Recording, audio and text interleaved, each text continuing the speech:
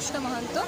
আজকে আমরা থানাতে একটা প্রোগ্রাম ছিল এবং সেটা আমরা অ্যাটেন্ড করতে এসেছি এবং সকলের যা দেখে মনে হলো সবাই খুব ভালো মানে পারফরমেন্স আমাদের এনজয় করেছে এবং সবথেকে যেটা ভালো মানে ব্যাপারটা ছিল সেটা হচ্ছে আমাদেরকে পুরস্কারও দেওয়া হয়েছে লাস্টে সকলকে। হ্যাঁ, সকলকে পুরস্কার দেওয়া হয়েছে, যেটা আমাদের সবথেকে বড় পাওনা, যেটা আমাদের খুব ভালো লেগেছে, প্রত্যেকজন স্টুডেন্টদের ভালো লেগেছে।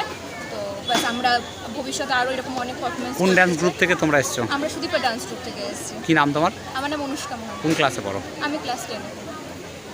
নমস্কার, আমার নাম অনন্যা মহন্ত। প্রথম কথা, আমার এখানে এসে খুবই ভালো লেগেছে। আমি আগে এরকম কোনোদিনই এরকম সুযোগ পাইনি। তারপর মাননীয় আইসি স্যার আমাদের এতটা যে এরকম সম্মান দিলেন, তার জন্য খুবই ভালো লেগেছে, খুবই ভালো লেগেছে। কি নাম তোমার? আমার নাম অহনা মহন্ত। নমস্কার, আমার নাম সুদীপা ঘোষাল। আজকে আমরা মঙ্গলকোট থানাতে এসেছিলাম।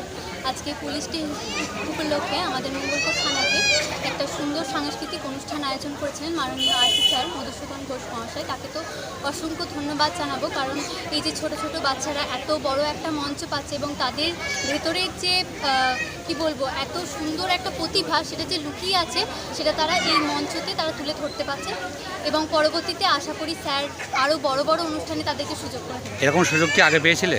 আগেরবার একবার হয়েছিল আমাদের এখানে।